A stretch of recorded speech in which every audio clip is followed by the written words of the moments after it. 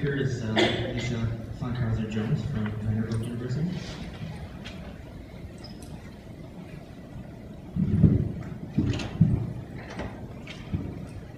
Good afternoon. I'm Lisa Funkhouser-Jones from Seth Warner's lab at Maternal, and I'd like to thank Ryan for selecting me to share a little bit of my thesis research with you today. So, seeing how this is one of the last sessions of the last day of ASM, I hope by now you can appreciate the diversity and importance of the microbiota that we find within and on our bodies. And we know that our very first exposure to microbes occurs from our mother, and there's increasing evidence that this even occurs before birth. And for more information on that, please see my recent essay in PLOS Bio. These microbes that we acquire from our mother are usually transient in humans.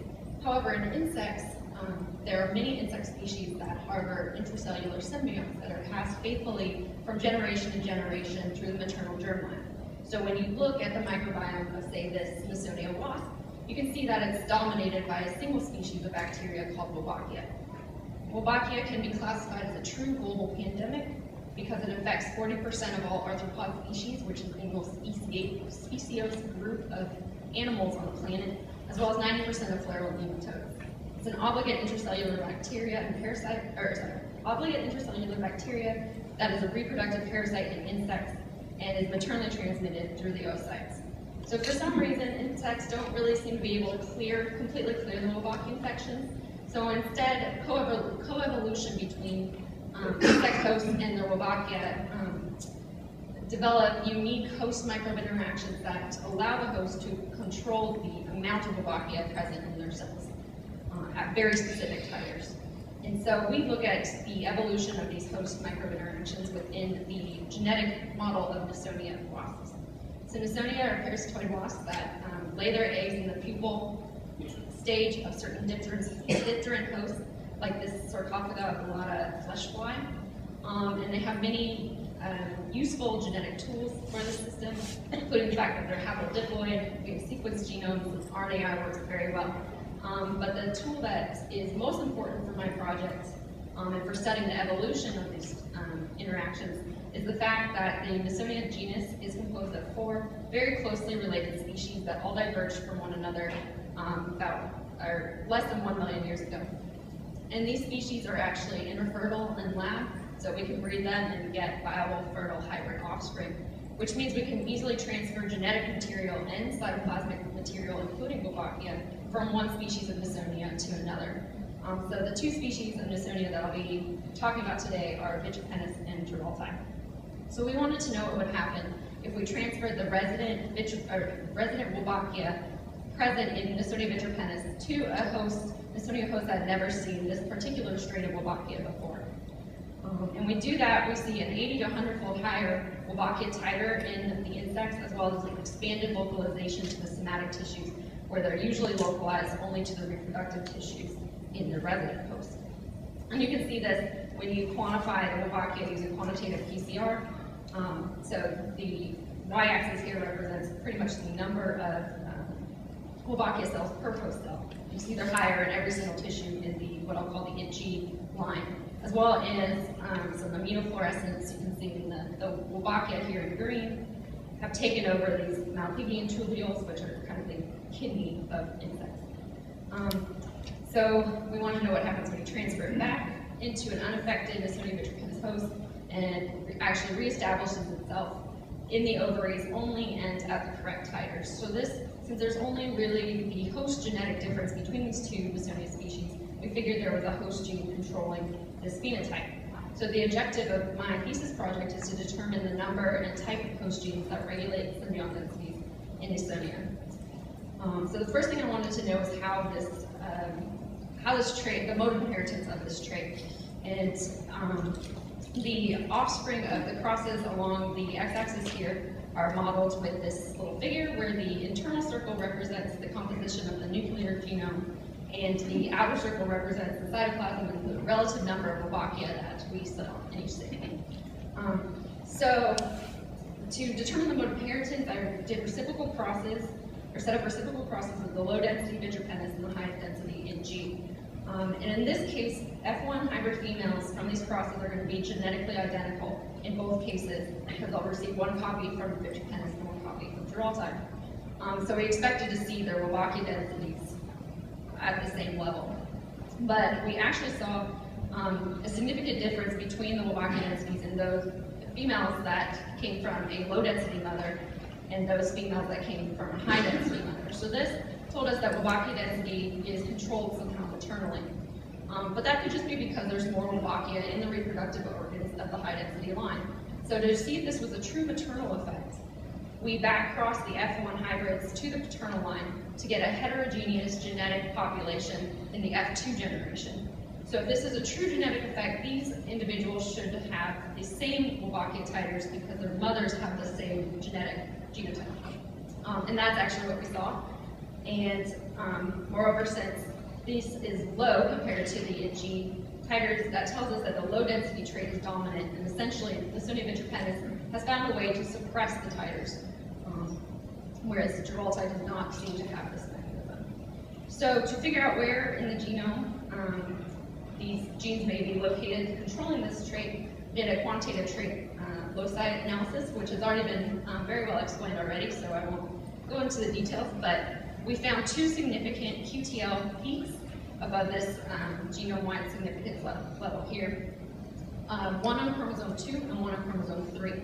And the pink area represents the 95% credible interval that there's a host gene within this chromosomal region that controls some aspect of this trait. And each of these regions were about 30 megabases and anywhere from 800, or almost 900 to 1,000 genes. So obviously this is a lot of genes, and I don't want to test all of them. So the next thing I did to try to narrow down these regions is selective integration, where I took hybrid individuals and back-crossed them to Giralti and G males, while keeping families that maintained a Lawsonia vitrepennis specific marker that was within the QTL region I was interested in. So by the 9th generation, hopefully there's only a little bit of vitrepennis genome left, and then we can mate it brothers and sisters to get a homozygous line for these vitrepennis regions, and then see what effect they have on suppressing Wolbachia densities. Unfortunately, at this stage, I ran into some hybrid incompatibility issues, so I actually genotyped and phenotyped both individuals from the F10 homozygous populations that I had, as well as some heterozygous individuals. So the lines that I generated, I'm only going to be showing them for chromosome 3 and for the sake of time, but I have them for chromosome 2 as well. So the genetic map along the top, the red area represents the original QTL with 1,000 genes. And then each of these bars represents a different female haplotype. And the red represents homozygous vitrepennis, cream homozygous in G. Dashed regions are heterozygous regions, and black just represents that there was a recombination within that region, so the genotype is unknown. So we phenotyped all these females to see which ones were able to effectively suppress Wolbachia densities compared to Giralti in their offspring. So I hope you can see that females that had a 3.4 megabase region in this area were able to very effectively suppress the Wolbachia densities. And this region has 260 genes in it, which is still a lot. So to further narrow that down, as well to complement my genetic studies with transcriptomics, we did RNA-seq in the Lawsonia ovaries. So we dissected out the ovaries in triplicate, then ran it on an Illumina HiSeq 2500, got about 10 to 13 million reads per sample, 30% of which actually mapped to the Lawsonia transcriptome, and 851 genes that were differentially expressed between the two species. This is a lot of genes, but of course we're only really interested in the ones that are located in our candidate regions. So this heat map across the top represents the relative expression, longitude expression of each of the 260 genes, but only 6 of the genes in this region were significant. 3 of the genes have no known homology outside of Lawsonia and no known protein domain, so it's very difficult to predict what the function of these genes may be. But fortunately, we had 3 genes that did have some homology.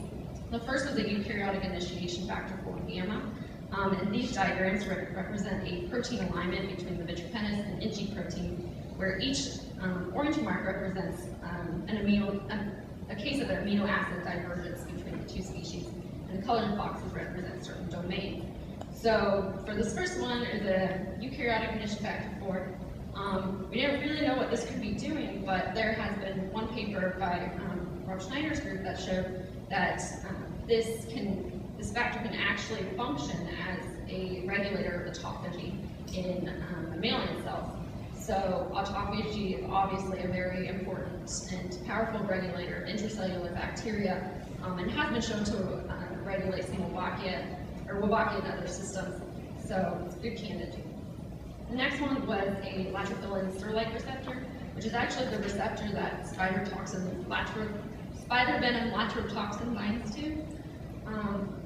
And we think that this may be a way for Wolbachia to get into the oocyte from the surrounding reproductive organs if it binds to this receptor and is internalized.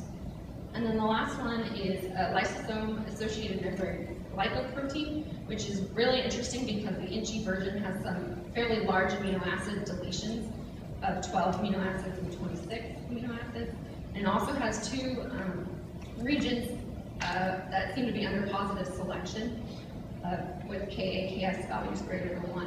And since these species of Nasonia are closely related, we are interested in those genes that are under positive selection and could evolve quickly in the time span since they diverged. And so we think that since this protein is often found on the membranes of the vacuole that surround intracellular bacteria, and we know that Wolbachia is surrounded by eukaryotic membranes in the host cell, that this may be a way for the host to actively interact with Wolbachia at that membrane interface. So with that, I'll just quickly summarize. So Nasonia vitrepennis dominantly suppresses its native Wolbachia strain through a maternal effect. We found two significant QTL for the density trait, both on chromosomes 2 and 3. Integressions of chromosome 2, which I didn't have time to talk about, and 3 have narrowed the number of candidate regions 231 and 259. And then RNA-seq has identified 14 candidate genes, 6 of which were on the chromosome 3 region, including 2 transmembrane proteins, potentially involved in host interactions, and a initiation factor with a possible role in autophagy.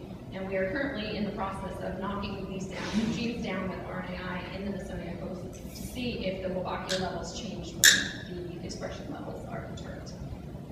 So with that, I'd like to thank my lab at Vanderbilt and my PI, Seth Bernstein, and committee members and everyone else who helped with the project. And with that, I'll take any questions.